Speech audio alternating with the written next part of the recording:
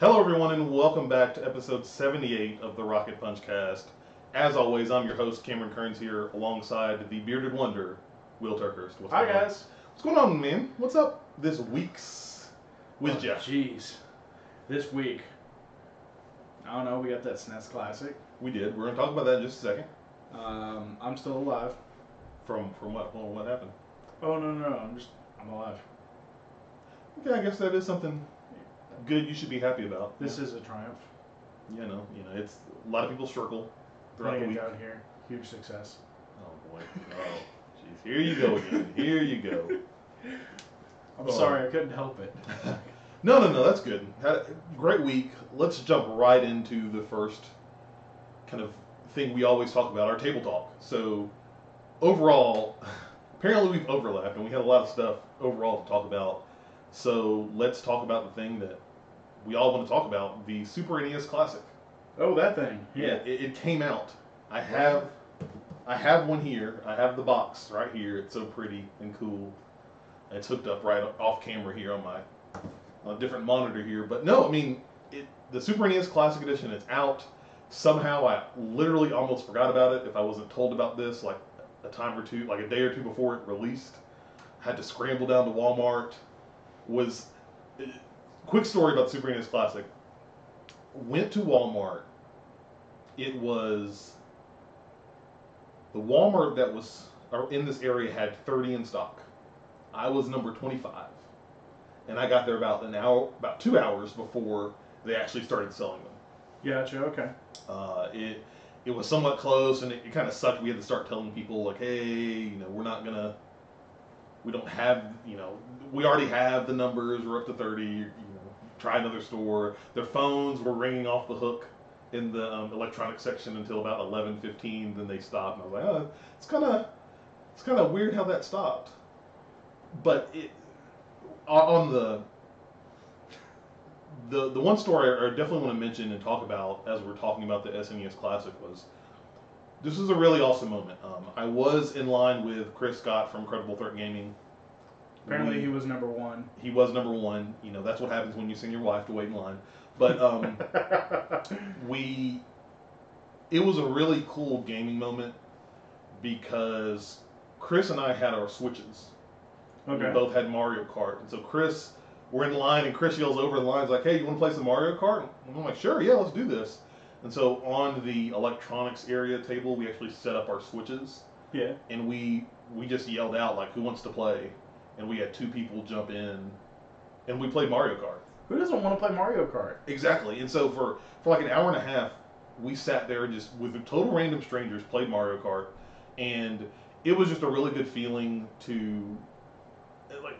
We always talk about community and stuff here at Rocket Punch, and that was a really cool community happening. Like getting these people in line who were big fans of Nintendo apparently because they were waiting in line for this thing to kind of come together, and we just played Mario Kart. Like, we just started playing, we handed off controllers to other people, and we're just playing Mario Kart. We had a good time. We finished up right when they were selling them. One guy was like, man, that flew by. I'm glad you brought the Switch. There were people who had never seen the Switch yet. Really? Yeah, and they were like, is this a Switch? Oh, dude, I'm going to have to get one of these. Good. Nintendo now loves you. It was really, really cool. Chris is actually in chat, and he's saying it was an amazing moment for the power of the Switch. Yes, it definitely was. But that's my kind of awesome moment from the Super NES Classic Edition. Okay. How was your experience? You bastard. Got to pre-order it? Yeah, I walked in on my lunch break, talked to the people in GameStop, and they gave me my Switch. It was like, oh yeah, here's my receipt. I would like to pick my Switch up. SNES Classic. You son of a gun, man. Yeah, so easy for you. I went home and my Switch was waiting at my door on launch day. Because...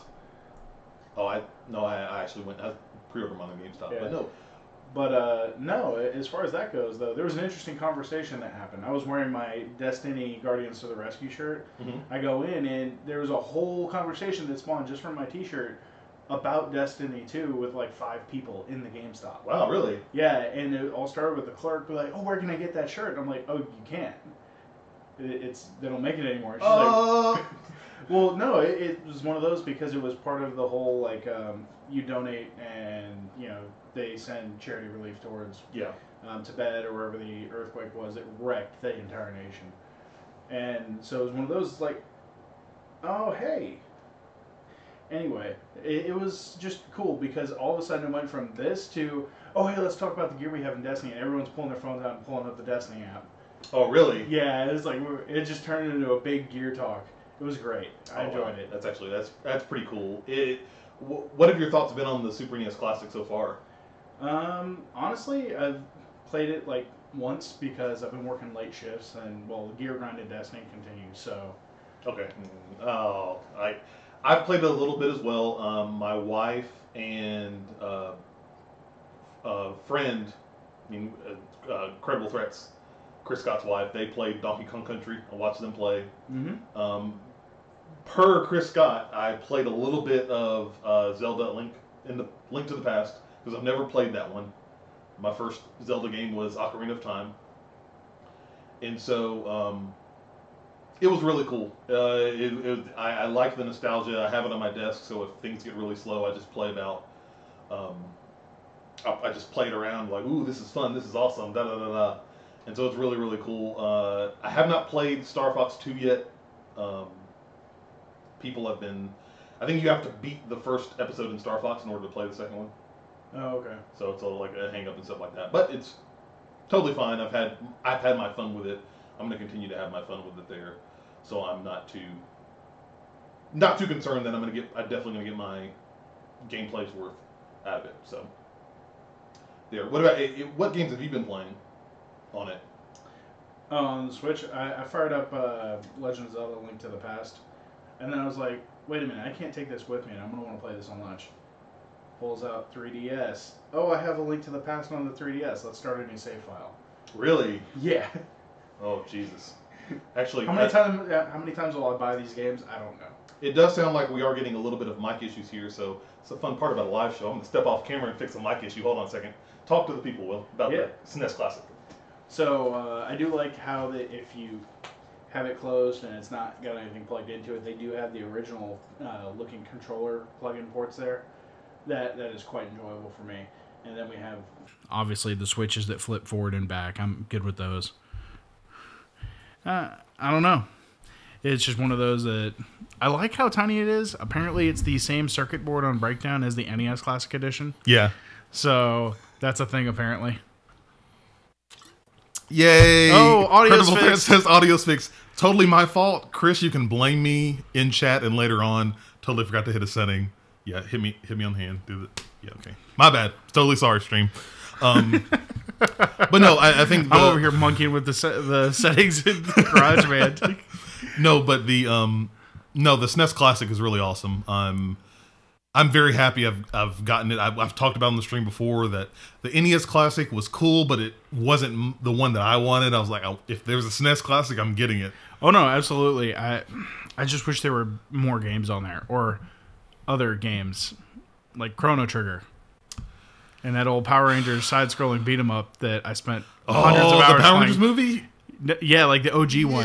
All the Oh, SNES. no. Yes, okay, yes. Yeah, where at the yes, end yes. you're on the moon in a Mechazord fight. Yes. Yeah. Yes. Okay.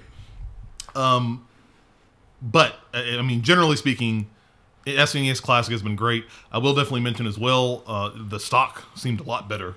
At least for people I was waiting in line with, stock was way better than the other ones, than the NES Classic. So. Oh yeah, it took me like 6 months to find an NES Classic that wasn't like $800 online. Yeah. So that's good. So hopefully Reggie and Nintendo keeping their word about keeping the stock high in that system. We'll definitely find out later on. Again, overall, the next game that we played. Well, hang on, we got to say it. Now we're playing with power. Oh man, can we say that on stream? Hey, you know what? It's been like 20-something years. Screw 'em. Be careful, man. We're going to get slammed from Nintendo for saying that on stream. God. Oh, no, it's fine. We're not streaming Nintendo games. We'll be okay. Tease for one of our topics. We'll talk about that later. Fortnite Battle Royale. We played it. Yes. I streamed it over on RocketPunchGo.com. Oh, actually, on YouTube.com/RocketPunchGo. You guys can check out the archive of that stream from last week. what were your thoughts on Battle Royale? I clipped my favorite moment from your stream and I shared it out via Twitter. It was great. It was great. Go look at our Twitter to see that moment. It was. I'm never gonna have that moment again. It was wonderful. Kim was literally stalking somebody, just running right behind him. They had no idea he was there, and then he completed to brutally murder him with an axe. Yes, it was awesome. It was cool. Definitely check it out. Yeah. It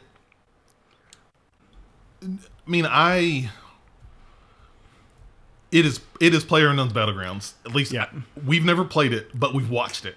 Yeah, I've seen it before thanks to Credible Threat Gaming streaming the game. Yeah, and it is 100% clear cut. It is PlayerUnknown's Battlegrounds through and through with a Fortnite skin and some crafting. Yeah, and some crafting. You can build your own stuff. They have that Fortnite mechanic. The game was fun for me. I still don't fully understand the whole PlayerUnknown's Battleground craze. I don't either. I'm going to be honest. I'd rather go back and play Warcraft 3 than this, but... Yeah, and I just don't... It was a lot of... I don't know, just like playing, there were some matches where I literally would spawn in and I would die within a couple of seconds and I had to do the whole loop again. And I guess, awesome if you think that's fun. For me, it wasn't totally the enjoyment fun that I wanted from the game. So that's a little, but to each his own. Yep. You can't please them all. But I think that was a good, my wife's waving me at the window, so I'm waving at her. Hi. But I think that was it was a fun, cool game. The fact that it's free to play should be really great for PlayStation and Xbox owners. Yeah, I mean it is great on that regard because now instead of having to wait for PUBG, they have this. Yeah, I think people are still going to flock to PUBG when it comes out on Xbox One and eventually PS4. They talk. No, it's being published by Microsoft, dude. Good luck ever seeing that on a PlayStation if it's not Minecraft. They the new company that Bluehole, the developers of PUBG, spawned off, they are actually in active talks. They talked about it this week to bring it to Sony's platform. So we'll see. Nothing's been officially confirmed yet, but we'll definitely see. Fair enough. Yeah, definitely check out the stream over at youtube.com/RocketPunchGo. Kind of see what you think about the game. I think on PlayStation I got just over 30. Like I was like 28 or 27, and that was the highest I got. My best one was 15th. All right. I did okay. After that, it just went downhill from there, which I wasn't surprised about. The other overall thing I think worth a quick mention, of course, Destiny 2. We're still playing it. Surprise. Yep. We did the faction rally. The faction rally started this week, or probably by the time this goes live for our audio listeners, it will be over. Yes. Tuesday, server reset day, is the end of it. Okay. So, heads up, if you really want your faction to win, do that. I'm going to be honest with you. I went Future War Cult just because I want that pulse rifle. He made the right choice. No, I want the pulse rifle. Yeah, no, the pulse rifle's cool. I like the perk on it's pretty cool. Normally I'm a New Monarchy kid, but I don't need another sidearm. I'm not a fan of sidearms in general. But no, it's really cool that Destiny 2 is still giving us these new events to play and enjoy in the map. But that's the overall table talk. Any cool new specific stuff that you've been playing, Will? Yeah, Link to the Past. Just going back and replaying it. It's been a long time. I think it was Game Boy Advance is when I first played it. Somewhere in there, one of the Nintendo handhelds. One of those darn things, Yeah, one of them there Nintendos. No, I really enjoy the game. It's just going back and playing it. It's like going back to an old friend. Hello, darkness, mode? No, this isn't darkness. You're saving the world from darkness. Okay. And I'm really excited. I know yourself, Credible Threat, a lot of other friends of the show that have been on have really talked up a lot about Link to the Past. You need to play it. Yeah, no, I'm playing it. I've got the SNES Classic now, so I'm definitely playing it, and I'm excited to go through. There was an itch that it was scratching that I didn't expect was there, so I was really happy about that. You're like, but I could just go play Breath of the Wild. No, it's not the same. It's not the same. Sometimes nostalgia's good. Just kind of hook it in your neck, just let it pump in. Yeah, but for you, it's not nostalgia. For you, it's discovery. Ooh, man. Can we put that on the back of a box somewhere? That was sure. That was insightful. I like that a lot. For me, it's nostalgia. For you, it's like, oh, what is this game? Oh my god. But no, I mean you have it on the 3DS. I think that's where you're playing it now, right? Yep, right here. Yeah, so you can take it on the go. It's like the Switch of the SNES Classic. Yeah, except I've got more games. You got a lot more games on that one than on the Switch. For right now, they're getting a lot of games pumped out there. What was it? And actually, on that topic, just as a quick sidebar, 18 games last week came out for the Switch. 18? Yeah. Oh, man. You can't talk about the Switch not having games anymore now. Because they've been pumping them out every week, I think. And one of those was FIFA. One of them was FIFA. A lot of people have been talking about Golf Story for Switch. They've been saying that's a really good game. And then NBA, the 2K series is going to be coming to it. So, like, hey, man, look. For people that like basketball and football games, I mean soccer. Let's correct this. Sure. In Europe, it's football, but yes, go ahead. Hey, in the UK where it was made, it was soccer before it was football. Not going to touch that one. Anyway, it is what it is. It's a sports game. Either you like it or you don't. If it was Madden, I'd probably be more inclined to play it. Okay, fair enough. I played another game, but it wasn't... You know, we play games, and most of the time we talk about video games, but I actually played a board game. I have it. I talked about it last week, I think, but I played Quartz. It's freaking awesome. Cool little board game. Went to the board game night downtown, and then had a couple of friends over to play it just the other night. That is a very fun kind of, as the board gamers like to call it, push your luck game, where you're dwarves and you find this mine and you make a bet that if you can, whoever can mine the most ore from it and make the most money gets to keep the mine at the end of at the end of 5 days. And had a lot of fun with the push your luck mechanic, because you're reaching in this black bag trying to see what type of ore you get, and if you get black ones, then you have an accident and your cart will crash, and then you lose all the ore you had. Ooh. And so you have to play that mix of like, ooh, do I want to keep pulling? Do I want to do these other actions? Or do I want to get out of the mine before I have an accident? And it was really, really cool kind of seeing and doing that. I was really happy, had a lot of fun with it. It definitely worth, hold on, let me, who plays this? You mean makes it? Whoever makes it. Sergio Halaban and Andre Zatz. Those are the guys, the creators of Quartz. But definitely worth a check on you if you go to your local like board game place. I think the website that a lot of people go to is boardgamegeek.com. You can check reviews and stuff on all these different board games. Also, if you want to see a lot of board games live, what Geek and Sundry, they have a series hosted by Will Wheaton. It's really good as far as playing board games, and he brings celebrities and other people in, and they play board games, and you can see what they're like. I have watched that show many a time with a couple of beers. Good. Just sit back and enjoy. That's the best thing that you want. You always want to have a couple of beers here as well. As I have a lovely beer here, drinking on the show. Since this is the Rocket Punch Cast, if you did not know, this is the podcast where groups of friends join this table to talk about games into microphones. As always, you can catch us here every Sunday on twitch.tv/RocketPunchLive and youtube.com/RocketPunchGo. You can actually come watch us live as we record the show. But if you can't watch us on video, don't worry. You will also get the audio version over on YouTube, iTunes, and Google Play, and your audio service of choice. Stitcher. Yeah, those are the three main ones that they're on, but they're on so many different feeds. You can definitely check that out. If you are listening and subscribe to us via audio, we definitely appreciate it if you rate and review the show. That does help our discovery a lot, so we can kind of infect more people's ears, and we definitely appreciate that. As we like to do, at least for the video version, for anybody tuning in and watching us via stream, if you have any questions for us during the show, you can always type them into chat. We will read them at the end of the show here once we're done for the for our video listeners here.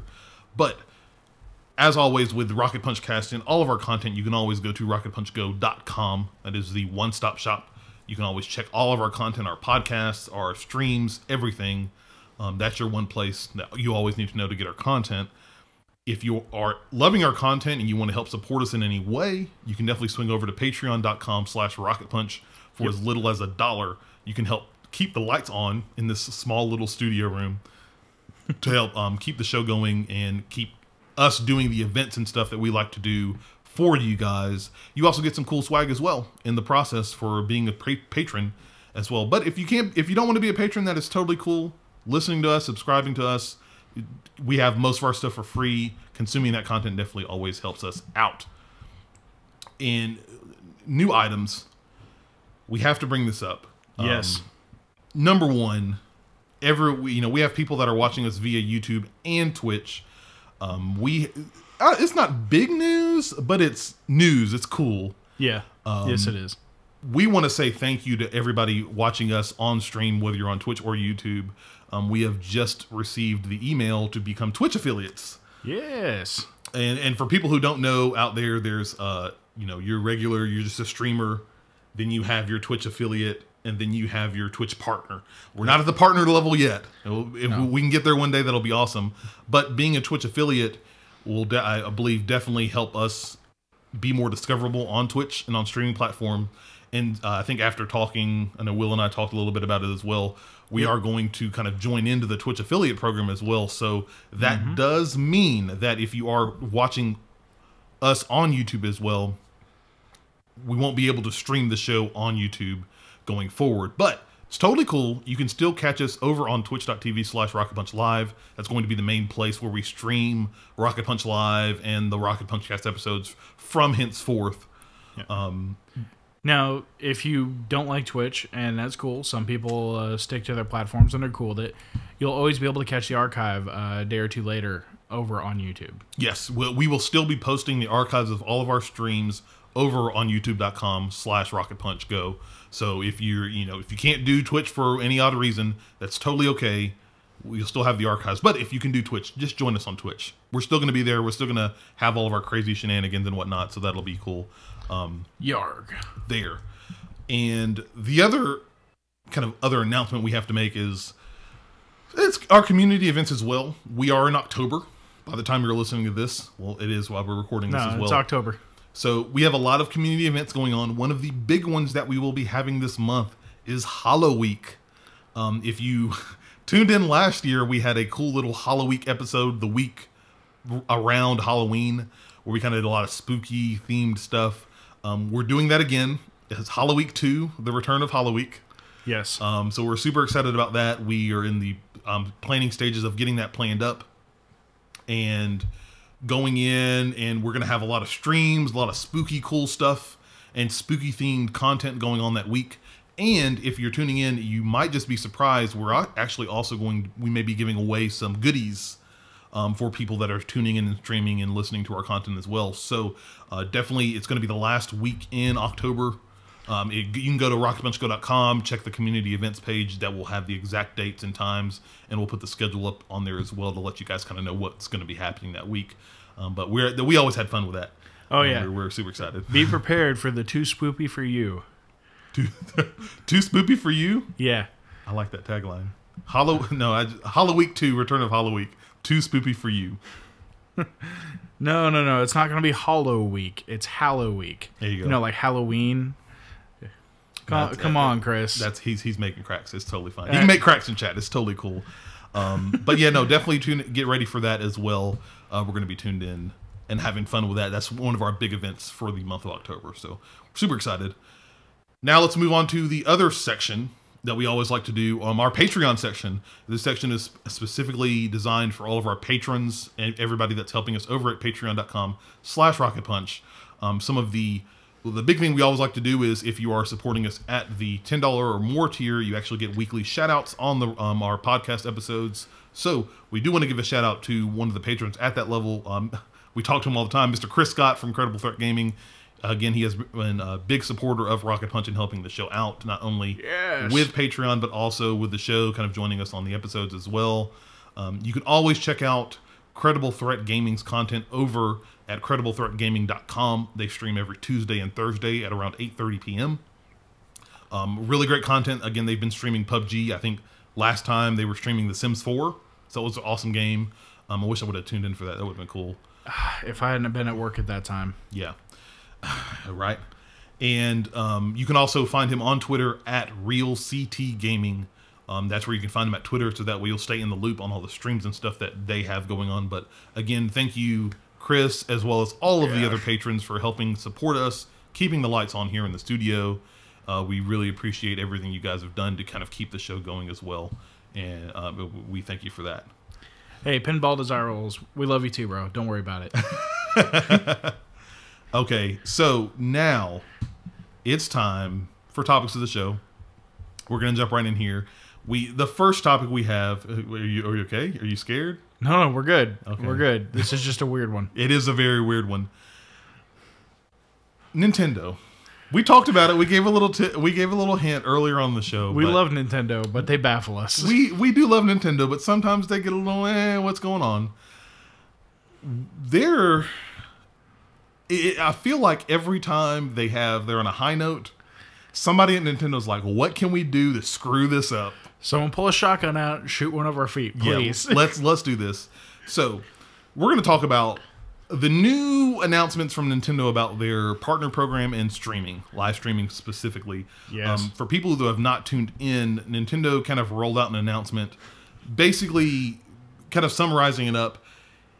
Even if you're on the Nintendo official partner program, you will not be able to collect revenue off of the streams you're doing. No, you're not allowed to do streams. They're monetized or not, there is no streaming anymore for any Nintendo games. Yes. To kind of give everybody a taste, I'm going to, may sound a little bit boring, but it's to give context for people. I'm going to read little excerpts here from a Game Informer article that Will pulled up for us about this event here. So, last night, Nintendo sent out an email to participants of its YouTube monetization program, Nintendo Creators. The email outlined Nintendo's new policy on live streaming their games on YouTube, being it for monetization and perhaps banning it outright. It goes on talking about the Nintendo Creators Program here. I'm going to skip that paragraph here. The new policy reads like this, quote, live streaming on YouTube falls outside the scope of the Nintendo Creators Program. This means that you cannot broadcast content on YouTube Live from the account you have registered to the Nintendo Creators Program, end quote. Nintendo advises that channels registered with the program and want to stream Nintendo games should either make a new account that isn't part of the program or to leave the program as a channel and individually re-register every video for manual review before they can be monetized again. The wording also seems to indicate that live streaming Nintendo games as a whole, monetized or not, is subject to action from Nintendo. Will, how do you feel about this? I think Nintendo doesn't know how to get out of the 1980s. I don't. It's so rough. I mean, like, games discovery nowadays is built around streaming. Like, gamers, they don't necessarily go to IGN for a view score anymore. They're now going to go to Twitch or YouTube and see what's up with this game. Am I going to like this? Hell, I didn't think I was going to like Mario plus Rabbids, and the only reason I bought it is I went and I watched people online playing it. Like, okay, I'll like this game. The caveat being that is technically not a Nintendo game, it's an Ubisoft game. Right, but the trick here is, like, that is what made me buy that game, where before I was like, I'm probably not going to get this. Yeah. I wasn't in the camp, and I was like, oh, okay, cool. Gameplay makes this actually look fairly decent. Instead of like a gameplay trailer, I saw real world gameplay. Yeah. And to me, that's more important. This is, I feel like they're so high, then they just find some way to kind of take the rug out from under themselves. I remember when this program rolled out, the reason was that Nintendo wanted to have some type of way to monetize off of people streaming Nintendo games. Yeah. And there was a big fuss about that, and like, I think it was, are they taking like 30%? No, the streamer gets 30%. The streamer, okay, yeah. The streamer gets 30%. Nintendo gets 70% of any of the revenue done if you want to stream their games. But, there was a lot of hullabaloo about that, but even then people came up and, okay, dude, we're just, either you're on the creator program or you're just not going to stream Nintendo games. I can't even think of, I don't think we've ever streamed, I think the last one we streamed was Breath of the Wild right before that stuff started rolling out. Yep. And even then, we had to make sure we were not monetized on any of it. Yep. 100% had to be not monetized. And now it looks like with this new rollout, the way it's worded, it doesn't matter if it's monetized or not. Correct. You can't live stream it at all. Now, I think you made a point as well here, one of the bullet points. Let's plays and kind of videos like that are still okay. Yes. So any kind of user-created content that's pre-recorded is allowed. The downside is it has to be pre-recorded and planned out, so you can't be on top of whatever the newest thing is. Yeah. Because there's post-production time involved on any of those videos. And you also have to submit it for approval from Nintendo. And if they shoot it down, then what are you to do? Yes. Oh, what if you accidentally let a dirty word slip? Game over. Yeah, exactly. I mean, Pinball Undesirables over in Twitch chat says it's dumb because streaming helps sales, and that's a big thing. Kind of what you mentioned there. Yeah. It's 2017. A lot of people are now using Twitch, using YouTube, going to watch these games around the time they launch, check out previews, or check out after the fact to see if they like this game. I'll be honest, I was excited for Mario plus Rabbids, but I still wanted to see some of the gameplay so that I knew what I was getting into, like, so I can kind of validate, like, okay, yes, this does look like a game I am going to enjoy. Let me go ahead and get this. And I feel like Nintendo, they've been on such a roll. The SNES Classic has seemed to be doing pretty well. Stock's been pretty well received. Looks like they kind of got their act together with the NES Classic and stock issues. The Switch, while still having some understandable stock issues, is still selling super well, trending better than, at least initially right now, trending better than the PS4 and Xbox One. People love it. People are buying games on it. And then to come in and say, for this new community of streamers, people like us and other streamers and stuff online, to come in and say, oh, you know, not even whether they're saying that if it's not monetized, you can't stream it, making the wording so cloudy that it's questionable whether you can or not, to a point where we're talking about, like, why should we even plan streaming Super Mario Odyssey at the end of the month when we might get it taken down and Nintendo might slap us? Or even worse, they may try to take our entire channel down.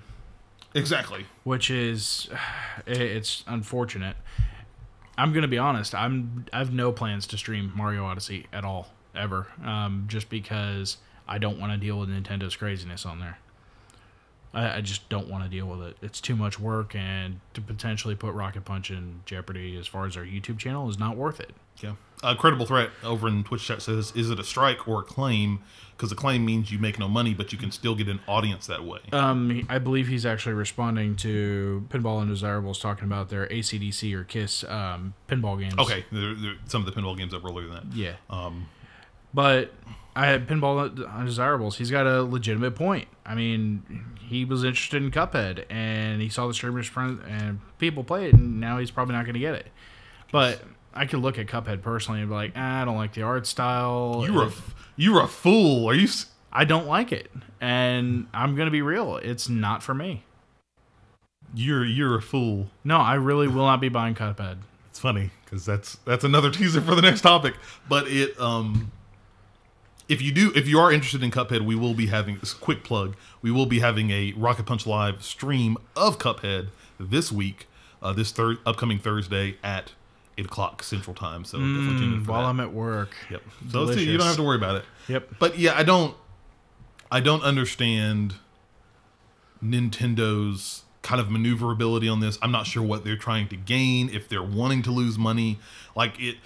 Maybe they're on the hopes that now that the Switch and the SNES Classic are doing so well, and really, when you think about it, people's issues with Nintendo, in my opinion, mainly have been hardware related.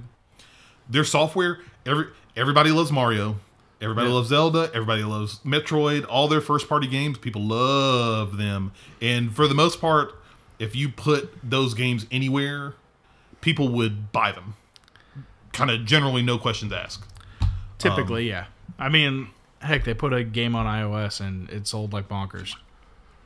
And so maybe Nintendo's trying to hope for that, but even so, it doesn't make a sense while like people that aren't even trying to monetize off that stream or that video, they're not making any money off of it. They're, more or less kind of promoting your content, trying to help you sell that stuff. And Nintendo, it feels like they're putting this wall saying, no, don't even do that. Yeah. Or maybe they're wanting to control their own message, which they have every right to, but it really doesn't make sense in 2017 in this day and age where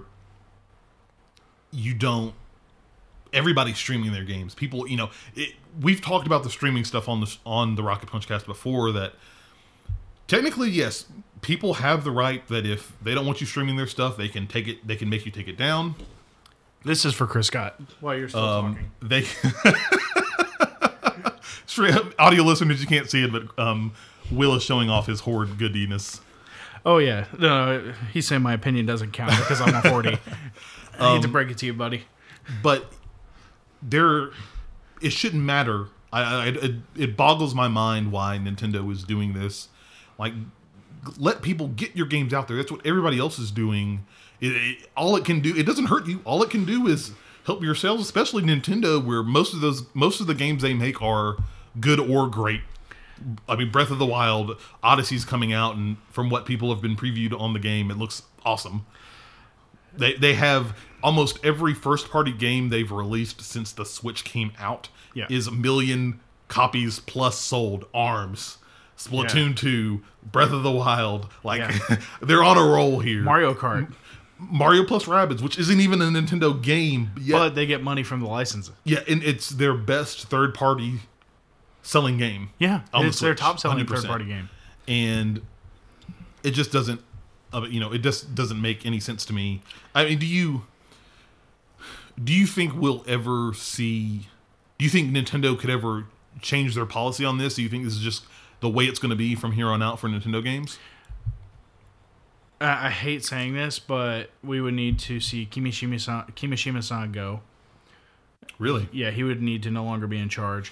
I think by the time he retires, Miyamoto retires, who knows, maybe Reggie gets actual control of the company. If Reggie was in charge, I bet you it'd be different. Only if his body's ready. His body is Reggie. But what do you think...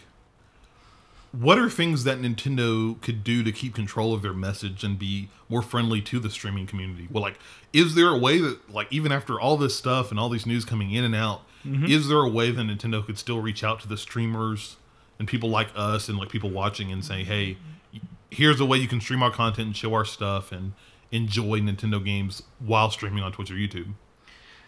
It's going to be real tough, man. I mean, yeah, you'd have to be approved to be some kind of part of whatever program they're using. Obviously, yeah. Obviously, no foul language because they're for the kids, even though they funded Bayonetta 2. Hashtag for the kids. Yeah, again, funded Bayonetta 2. So, again, that's double-edged sword they're using there. Honestly, I don't know if they could fix this without totally revamping everything. Here's the problem. Being a company, you could do what Camposano has done. Okay. You could separate yourself from streamers you don't like. You don't have to be as forceful about it, but at the same time, they're still gave out over 3,000 keys for Firewatch to streamers. So it's one of those. Is like, yeah, they may be anti PewDiePie, but they're obviously pro streamer because they gave away 3,000 copies of their game for people to show it off. And the overwhelming majority of developers and people making games are not going to. They have every right to, but they're not going to come out through the screen and pat you on the hand for streaming their latest title that came out just a couple of weeks ago. Just because that helps. The Camposano president said the same thing over the whole PewDiePie debacle. That streaming helps their sales.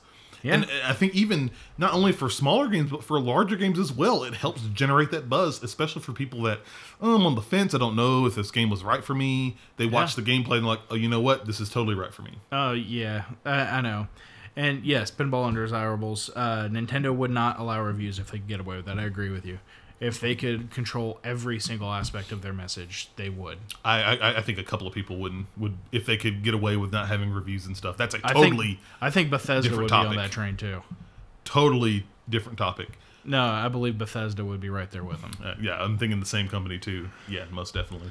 But I think the only other thing I can think of with this move is if Nintendo is trying to push and do something more with their Treehouse initiative. Dude, their Treehouse is... if they had different personalities, maybe I'd be into it, but they're just too cheesy for me. Yeah, but it's them controlling their message. They control it. They can ship it out. You've seen it on E3s and stuff when they play Super Mario Odyssey, and they show you these clips of the games, and they have full control over what's being streamed, and they keep... If there's any monetization on that stream, ads or whatnot, they keep all of it. That's true. Also, Pinball Undesirables, a couple episodes back, we had Chris on the show from Credible Threat Gaming, and we did talk about PewDiePie there for a second. That was a very fun episode. Chris was thrilled to death to listen to talk about that. We could feel the tension radiating from him. But no, who knows? Who knows what's going to happen with Nintendo in their whole streaming policy? I don't know what this is going to do to the creators program. It almost makes it useless. I don't go. I just don't even want to talk about Nintendo and their streaming stuff anymore. It just makes me mad. It's like, you guys are better than this. Like, why don't you take the Blizzard approach to it? Instead of owning the message, they help foster a positive message, and they come out against negative things. It's amazing if you have the heads of your teams coming out and talking in a positive light and coming out against people that are being trash community members. Yeah, very true. There are better ways of doing it. As Pinball Undesirables, everybody asks, what beer am I drinking? That is the Coney Island hard root beer. Yes, that Chris did leave at this house the other day. There's one left. I had to finish it, so figured why not on the stream.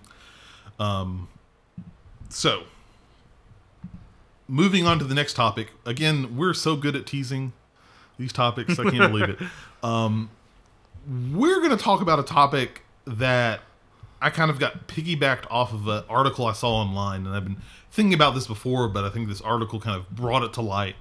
And the topic is when you run into games that aren't for you. Yep. Now, we're going to link it in the show notes for our listeners as well, but for everybody viewing on streaming services here, there was an article recently on Waypoint.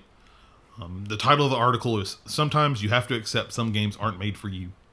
And it kind of goes into detail about the writer's kind of thoughts on Destiny 2 and how everybody's playing Destiny 2, but it's just not meshing for him, and he doesn't know why. And I kind of saw this, and I was like, ooh, wow, this is a great topic to talk about on the show. I think it's something that we talk about, especially with fellow gamers, on the regular, but it's never been, we don't really think about it a lot. True. Is that what do you do? What happens when you run into a video? There's a game that everybody seems to love, but you just are not like, I'm not all about that, or vice versa. It could be either one where everybody hates, but you're like, man, I love this game. What are some games that you like or hate that others feel different about? We've talked about it already. PlayerUnknown's Battlegrounds, I think for both of us, it's cool. We respect it. I just don't. For me, it's a hard meh. Yeah, I don't know what the huge craze is. I can understand it and I can see it, but it's just not meshing with me personally. I played Battle Royale and that feels like PUBG, and I'm just like, okay, that's Yeah, like for me, if I had to put it on a 1 to 3 scale, 1 being nay, 3 being yay, 2 is a meh, it'd be a hard meh. Yeah. And I don't mean that as a negative thing. It's just, look, people enjoy the game. Awesome. I couldn't care less. You brought it up, Cuphead. Yeah. You saw that and you're like, I'm not about this life. I saw that and I'm like, Seth, why are you excited about this? It looks to me like trash. But I am super excited about Cuphead. Like, the art style and everything is like, oh, this looks super cool. Yeah, I mean, that art style was great in like the 1930s with Mickey Mouse. And just to me, I don't, or whenever Mickey Mouse first came out, 20s or 30s, to me, it doesn't click. Yeah, Credible Threat over in Twitch chat says Journey was boring. Is Journey the popular game on the PlayStation 3? Yeah, PlayStation 3 from that game company. I haven't played it yet, so I have no opinion on the game. But like so many other games, and I'm sure we'll talk about them in this conversation, but like, asking you, Will, like in these particular situations, we're running into like, when games just aren't for you, like, how do you deal with those situations when you run into them? And what can we do to be more accepting with other gamers' thoughts on specific games? Like, what are your thoughts on some of this? Well, as an example, a lot of people love Mass Effect. I'm one of those people. I'm going to be honest with you. I couldn't care less about Mass Effect. I've tried 1, 2, 3, and Andromeda, and I don't know why I keep spending money on these. I keep getting pulled into the hype, and I'm just like, I'm done with this. Can we just kill the franchise and move on? Oh, wow. Well, I mean, Andromeda may have done that already. But yeah. There's a lot else going on there. But no, in all seriousness, I mean, I'm happy for people that like that game. Like, there's a lot of people out there who couldn't care less about WoW. They'd rather play Final Fantasy 15 or 14. 14, Realm Reborn. They'd rather play that, or they'd rather play Star Wars. And good on them. I've played a Realm Reborn, not my thing. I've played the Star Wars MMO, not my thing. I'm a WoW kid. I mean, it's on the back of my laptop. But at the end of the day, It's cool, man. I work with some people that get really stoked about the new expansion coming to Final Fantasy 14. And, hey, man, cool, I'll talk with you about it. But I'm like, okay, cool, so how does that relate to what I'm playing? Because a lot of the systems have changed from when I played that game. So it's just a different experience. And I don't know, just be accepting. Don't walk up and just take a big steaming shit on everything they love. Because it seems to be one of the cases that, well, at least one example I can think of is that when we started Rocket Punch, some of the earlier episodes, if you guys go listen back on our audio feeds, everybody else in the group was very upbeat and very hyped on when Fallout 4 was coming out. Yeah, because I just finished New Vegas, and I was like, okay, cool. I'm all about more Fallout. Yeah, and even that, like talking about Skyrim and the games from Bethesda Softworks and talking about how these games are coming out, they're so hyped. But in the back of my mind, at least on this number one on the Skyrim front, I was always like, I've played I've played Oblivion, Elder Scrolls 4. Yeah. It's a cool fantasy game. I was not impressed in any shape, form, or fashion, and yet this is a series that continually gets Game of the Year awards, touted very highly.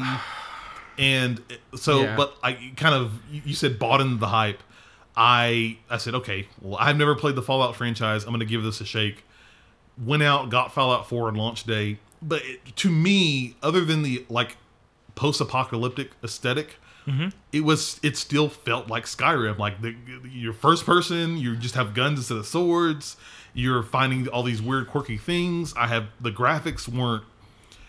I'm not a big harper on graphics, but there was just something off about how people look. Like it's trying to be top next gen, but it's not. The controls are somewhat feel clunky to me. There were bugs, which some games that people burn to the ground because they have bugs, but in Bethesda Softworks games, people are like, "Oh no, bugs are cool. That's normal. They're gonna have a couple of bugs. They're gonna fix them." And I've come to the realization that I'm not a Skyrim fan. I'm not, or a Elder Scrolls fan. I'm not a Fallout fan in any shape, form, or fashion. But I tell these people, and they're like, well, "You're crazy, da da da. You are complete a fool." Pinball Undesirables makes a good comment in Twitch. He mentioned something else, but kind of talking about that you're not a quote real gamer, and because you don't play Fallout and Skyrim, and I don't 100% don't believe that's the case. Yeah, I mean, let's be real. Dude, you stream pinball all the time. Let's be real. Pinball's a game. You're a gamer. Yeah. Even Pinball Undesirables. In Twitch chat says Final Fantasy is overrated. Period. All of them overrated. None of them could could hold my attention. You're a fool, but that's totally beside the point. Whoa, hang on, man. We all know Final Fantasy is overrated after 9. Oh man. Oh Jesus. Oh Lord. I'm trying to light some matches and burn this bridge. We're not walking down this hole. We are not going down this hole. But like, what do you do? Like in those situations? How do you handle those? Even in some situations where people are telling you like you're crazy, you're a fool. How do you not like X game? What's wrong with you? Type of scenario. I mean, first off, I'll usually mention that the game they were just loving on is hot trash. Second thing I'll do is find everything they love and take a nice big dump on it. Yeah, that's the problem. See, you're the problem with this industry and where we're headed. No. I mean, like, look, man, I like this game. Back off. I literally wear Blizzard shirts into work, and people look at me like, "You still play that?" Yeah. You got a problem? I love my WoW. Yeah. I love my Diablo. Sad face. A single tear is shed for Diablo.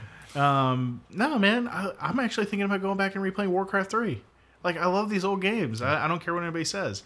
There's just something about them. Now, at the end of the day, are RTSs for everybody? Oh, hell no. No, my little sister couldn't play an RTS to save her life. Yeah, it's really hard for me to get into RTSs. Yeah. So I mean, wait, have you ever seen the story of Warcraft 3, or did you like watch the novel video? Yeah, I've seen it. I've seen it. But it oh, Baldur's Gate. I've never played Baldur's Gate, so I couldn't say yay or nay on that. I don't know. But just talking about like how do we deal in those situations? It's more or less, hey, kind of we all jokingly say, you're a fool, you're crazy, but like kind of saying, I think for some people having to understand and realize that maybe this game just isn't for you. Maybe it wasn't designed. There are people that don't like Destiny and have never cared for Destiny. And you know what?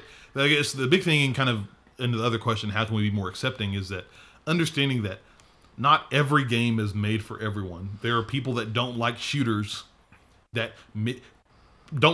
they don't like Halo or Destiny. Maybe there are people that don't like shooters, but they like Destiny, but they don't like Halo for whatever reason, or vice versa. Well, maybe they like Destiny because of the space magic and not the sci-fi stuff. Exactly. And I like No Man's Sky, but there are a lot of people that don't.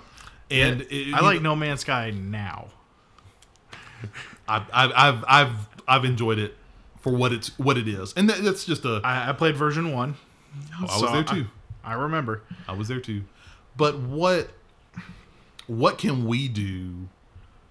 What can we do, do you think, that we can be more accepting of other gamers' thoughts on games? And I think, and I kind of elaborating more on the question, just give my thoughts real quick, is that it's 2017 now. There are so many different games that we have. All different types, all different ranges. We're bringing retro back. # bring retro back. On like all these old 8-bit and 16-bit games that we watched. Yeah, or the fact that a lot of new indie games are in the 16-bit space. Yeah, that's great. And then all the way up to games like Destiny 2, Last of Us, Anthem, games like that are super ultra realistic. That a lot of people are doing shooters, RTSs, MMOs, RPGs. All types of games like that. And, I don't have time to play all those games, but I also know in all the years that I've been as a gamer, I have a very good grasp on what games I'm going to like, what games I'm not going to like. I don't care much for RTSs, but tactical style RPGs, super down. 100% down for that. Doesn't matter what code it is, I'll play it, probably. Now, I have to ask, because we'll never get another one. What about any more tactical espionage action that's not Metal Gear? Like what? What game? No, I'm just saying, what if someone were to come out with a Metal Gear-esque game that's not Metal Gear? Oh no, that's another. I mean, that's the flavor of the month. Is like let's take an established franchise and clone it. That's a totally different topic. Yeah. I would at least try it. As much as we haven't played PUBG and we haven't talked about that. I would, if I get the chance, I'd still play it. And I've played Battle Royale, and I feel like I know PUBG now, but I'd still play it. Credible Threat Gaming over in Twitch chat says, y'all are all accepting, but I'm telling you, Sonic the Hedgehog is the greatest franchise of all time. And if you don't agree, you're wrong. We will talk after the show, sir. Chris, expect a call from our attorneys. Pinball Undesirables in chat has a good thing. A Splinter Cell. Yeah, there you go. Have you played Splinter Cell? I love Splinter Cell. I never played the earlier ones, but from Splinter Cell Conviction further on, I've enjoyed every minute of it. And it's actually made me want to go back. And that's especially a series that I thought I wasn't going to like, that I was like, oh, okay, this is actually really, really cool. Yep. But I think just answering that question, being more accepting, first we have to understand that the games that you like doesn't mean that everybody likes those games. I love Final Fantasy, but some of the guys in chat don't like Final Fantasy. They don't understand the hype, don't know anything. People in chat love PUBG. I don't get what the fuss is about. I don't know why they're selling 13 million copies for an early access game, which is basically a game mode. A game mode. An unfinished game mode. But I surprise, probably going to be coming to Ghost Recon Wildlands pretty soon. I wouldn't put it past them. But I think what we have to do is accept people. You like this game, you don't like this game. And I think one of the more important things is to let people enjoy the games they do love. I think one of the things that spur from this is that you see people that like these games that you don't like, and so you immediately want to take a crap on them. Yeah. And banish them from all existence. No, you're completely wrong, you're a fool, get this out of here, da-da-da. You want to banish them to the Shadow Realm. Yes. Yep. And I think that doesn't need to be the case. I don't particularly care about PlayerUnknown's Battlegrounds, but I'm not finding the most popular PUBG streamer and saying, going in there and pooping on his stream. all of you guys are fools, da-da-da, this is just the overblown game mode, da-da-da. It's just like, you know, you do you have fun with the games you want to play. I'm going to have fun with the games I want to play. And look, you know, we're not going to play every game that's ever made. Nope. Because one of those reasons that we're going to find the games that we like, we enjoy, we have fun with, and we're going to play those. And I think that's what us as a community really have to focus on, especially when you're talking about games that aren't for you, is that understand, hey, look, there are a lot of games that I like. There are a lot of games I don't like. And it's okay if other people like those games. I'm going to stick over here and do my thing and but still, hey, help support and do what you can do to help in the end game for all. Because at the end of the day, we're all games. Yeah. So. At the end of the day, we all love Dragon Ball Fighter Z. Or Dragon Ball. Yeah, that's it. That's right. Fighter Z, I don't know. Fighters, whatever you want to call it. Point is, we're all going to love that game. It'll be the best game ever. Nobody can tell me I'm wrong. I'm kidding. I mean, kind of. You kind of bring up the all topic. We haven't even walked down this realm, but mobile games. And hot mobile trash, yes. Yeah, we joke about that as hot mobile trash, but there are people out there that all they play are mobile games, and we have other people coming out saying, oh, these aren't real games, you're not a real gamer, get out of here with your mobile game trash filth, da-da-da-da.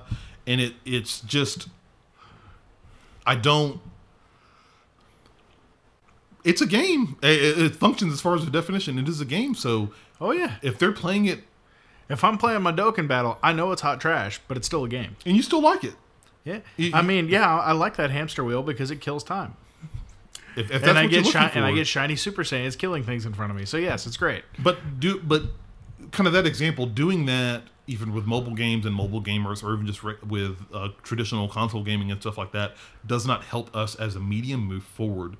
No. Because we're always combating with each other, like who is here to determine what a game, quote unquote, is supposed to be. Like we talk about all these, quote, walking simulators that have come up, like Gone Home, Firewatch, Tacoma, where there are people out on forums like, this isn't a real game, you don't do anything with it. But wait, do you cause things to happen on the screen and then interact with said things? Yeah, it's a game. It's, right, and we think that, but that doesn't help the industry when you have people out there like, oh, Firewatch is horrible, it's not this game at all. And people have to understand that, especially in 2017, games, I think, have transcended, but have matured a lot more than what they were back in the day. And it's very, I think even this week, it's even more relevant when we have the Super NES Classic edition, and you play those older games and what they were, and very pure gameplay based games. Mm-hmm. I talked about on A Link to the Past. I made comments to you off mic like, man, it's just like you wake out of bed and the story is just like, don't go outside, and you go outside and you're in the castle and you're in the first dungeon, and within all of 2 minutes, I'm like, oh, okay, I expected like some exposition like an Ocarina of Time. No, it's called Get Good, Scrub.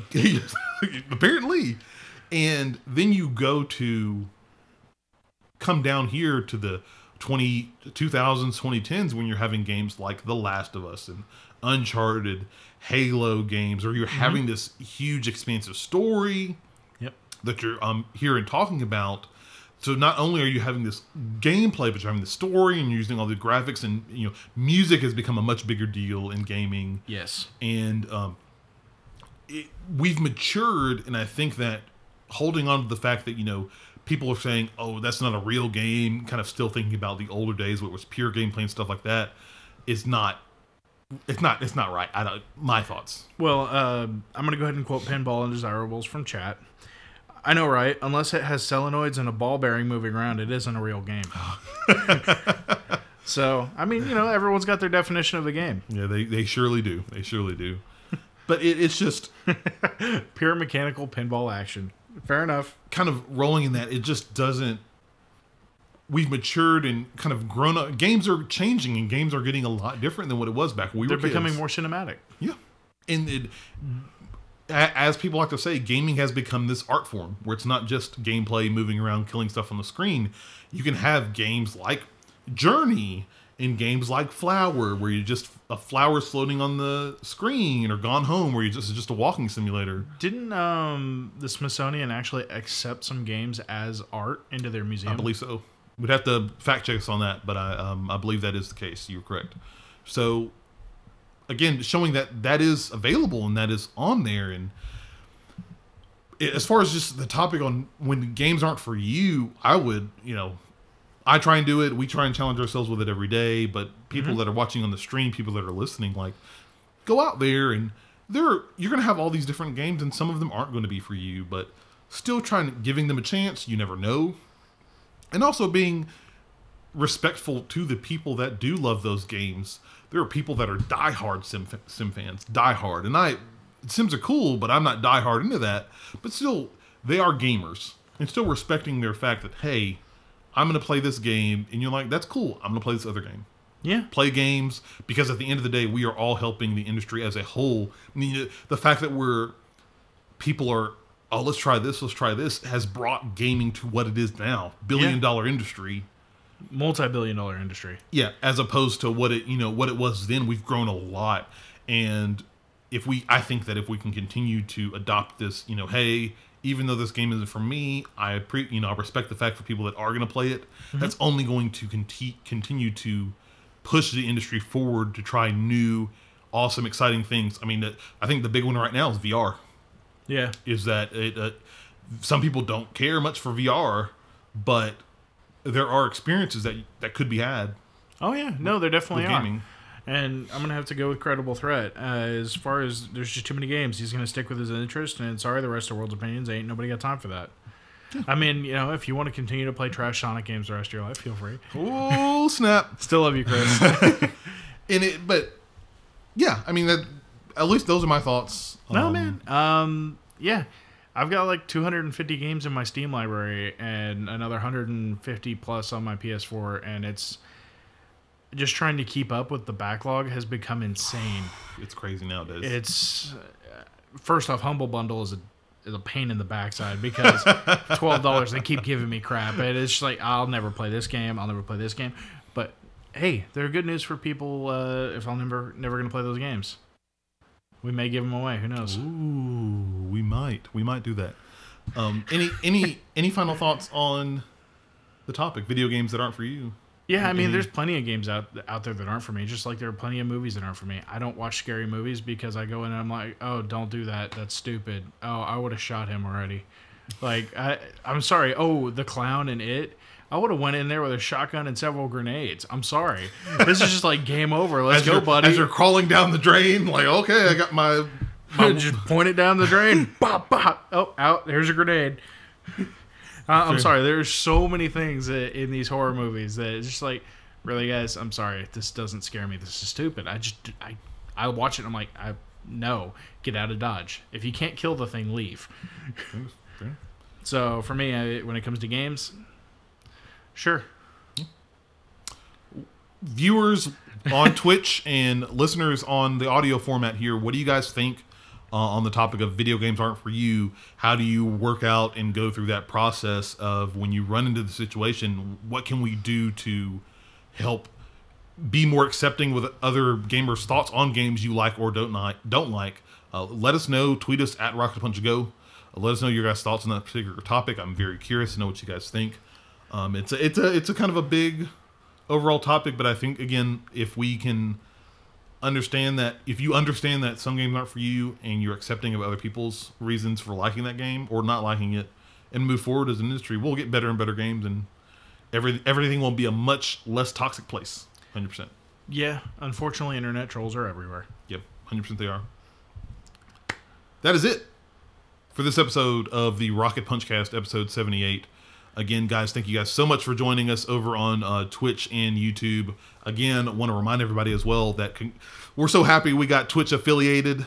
We are now Twitch affiliates, so moving forward, we will be on twitch.tv/RocketPunchLive if you want to catch each episode of the Rocket Punch Cast every Sunday at 7 p.m. The time has not changed. If you are can't make the video, you can always listen to us via audio.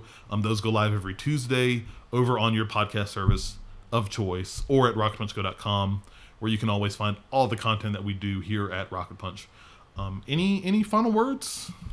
No, man. Just something. Don't be a jerk. Play games you like, and don't crap on other people. I think that's an easy one, right? Yeah, like crapping on other people. I think that's. I meant metaphorically, not but, literally. But even literally, that's ethically not the best thing to do. No, I'm just gonna toss that out there for everybody on stream. No bueno. Don't do that. Yeah, definitely don't do that. But I think that's everything we've wrapped up here, guys. Again, thank you so much. This has been episode 78 of the Rocket Punch Cast. Until next time, farewell. Later.